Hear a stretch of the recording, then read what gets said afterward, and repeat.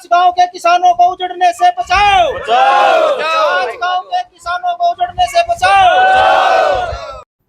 कहावत है कि चिराग के नीचे सबसे ज्यादा अंधेरा होता है और आज ये कहावत पानीपत के संभालका के उन 5 गांव में साबित होती नजर आ रही है।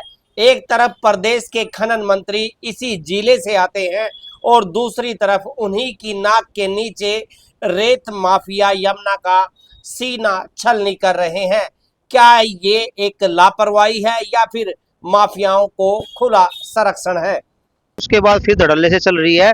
कमाल की बात यह है कि प्रशासन की मिली भगत है, माइनिंग वाले मिले हुए अधिकारी और ना इरिगेशन की परमिशन इनके पास, उसके बावजूद भी क्योंकि बांध पड़ता है इरिगेशन का, उसकी परमिशन देनी होती है, उसकी कोई परमिशन नहीं है।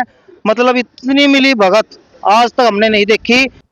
पानीपत के 5 गांव के किसान राखसेड़ा, काकरोली, बिलासपुर, खोजकीपुर और सिंबलगढ़ आज सड़कों पे मजबूरन उतर आए।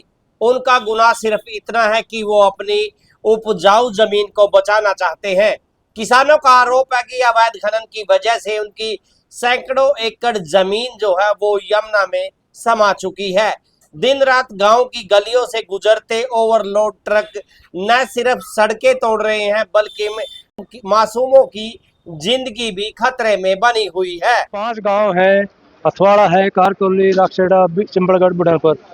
इन खेतों की जमींदारों की जमीन कट जाती है जब जमुना आती है और उसकी वजह से वे जमीन हो जाते हैं। फिर साथ साथ जो सरकार ने बांध बनाया है वो भी डैमेज हो जाता है।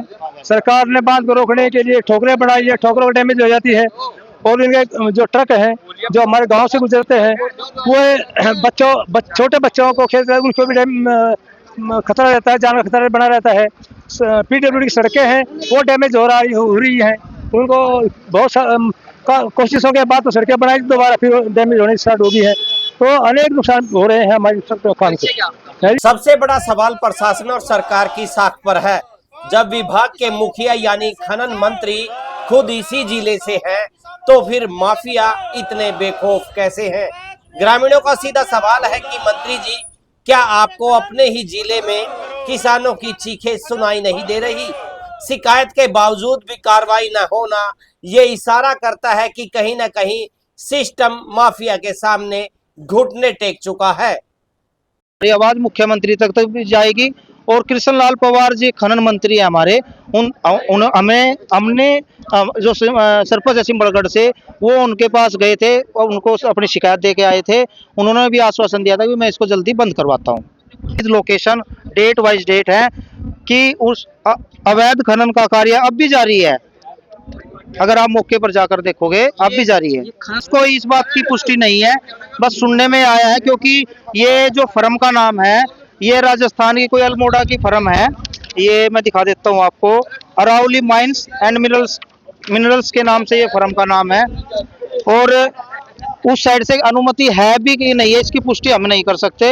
एक सुरेंद्र सहरावत है, बवाना साइड से ठेकेदार है और उसके साथ उसके साथी होंगे, हमें उनका नाम नहीं पता, और वो ही यहाँ हरियाणा में इस खान को ऑपरेट कर रहा है, वो ही चला रहे हैं, जबकि हरियाणा में कोई टेंडर हरियाणा सरकार ने नहीं छोड़ा हुआ है। लेकिन ये जो नीचे अधिकारी हैं ये सरकार के जो हमारे नुमाइंदे हैं, जनप्रतिनिधि हैं, उनको गुमराह कर रहे हैं और सरकार तक आपके चैनल के माध्यम से हमारे क्या आगे भी और नाक के नीचे भी, क्योंकि जब भी पुलिस आती है गाड़ियां रुकवाती है, छोड़ देती है और यह अवैध खनन है। इससे हमारा गांव 5 गांव है, रखसेड़ा, चंबलगढ़, बुढ़नपुर, कारकोली और रखसेड़ा, इसके सभी जमींदारों की जो उपजाऊ भूमि थी वो पहले भी खराब हो चुकी थी, अब फिर खराब हो रही है। अगर बरसात के टाइम में अगर बाव होता है तो हमारे 2 गांव चंबलगढ़ और बुढ़नपुर तो उठ जाएंगे यहाँ से। और जो हमारे गांव की सड़कों के साथ आंगनवाड़ियां हैं, कन्या पाठशाला है और जिनके मकान घर हैं, उनके बच्चों को सड़क पर आने के लिए हर माँ बाप का दिल कांपता है। जैसे अभी हमारे ये पानीपत जिले में एक खनन माफिया ट्रक ने 5 साल के बच्चों को रोक दिया था, शायद बराना गांव है, तो उसको रोक दिया था। तो अगर ऐसे हादसे होते हैं तो माँ बाप के पास क्या रह जाता है? देखो वो ट्रक सामने भी आए हुए हैं, अभी लोड के ट्रक हैं।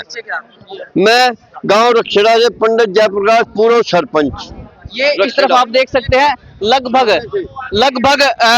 5 से 7 ट्रक इस समय जब हम यहाँ पर पहुंचे थे उसके बाद से गुजर चुके हैं और लगातार ये कहा जा रहा है ग्रामीणों द्वारा, जो 5 गांवों के प्रतिनिधि और ग्रामीण यहाँ पर इकट्ठा हुए हैं गांव रखसेड़ा में, कि लगातार इस प्रकार का अवैध खनन यहाँ पर किया जा रहा है। ये ट्रक आ रहे हैं, इनके अंदर रेत है और वो तस्वीरें हम आपको दिखाएंगे जिसमें ट्रक में रेत था और यहाँ पर और भी कई लोग हमारे साथ खड़े हुए हैं। ये जो प्रदर्शन है ये क्या कुछ है आज का और क्या रणनीति रहेगी? ये प्रदर्शन है कि इस खनन रेत माफिया को बंद करो और बंद करो, बंद करो, बंद करो। पर रेत आप देख भी सकते हैं, इस चारों ओर थोड़ा सा रेत यहाँ पर बचा हुआ है और ये देखिए एक और ट्रक यहाँ से, इसमें क्या संभावना है कि रेत हो सकता है। टायरों को देखकर आप अनुमान लगा सकते हैं कि कहां से ये आई होगी, ये जो ट्रक है ये कहां से आया होगा। और यहाँ भी इस तरफ आप देखिए ये रेत है, इसमें बिल्कुल रेत दिखाई दे रहा है। और इस ट्रक में भी हम आप देखिए ये जो पहिए हैं ये धसे हुए हैं, रेतीली मिट्टी में धसे हुए हैं, तो इससे संभावना इसमें भी रेत है। इसमें हम आगे जाकर ये रेत माफिया बंद नहीं हुए तो हम आगे धरना प्रदर्शन करेंगे और जितने भी ट्रक गांव से निकलेंगे हम सभी को रोकेंगे। किसी भी गांव में निकलो, हर एक गांव के आदमी इन ट्रकों को रोकेंगे। सरपंच सिंबलगढ़, सतीश कुमार, सरपंच सिंबलगढ़। तो यहाँ पर आप देख सकते हैं ये हाथों में ये बैनर लिए हुए हैं, 5 गांव के किसानों को उजड़ने से बचाओ।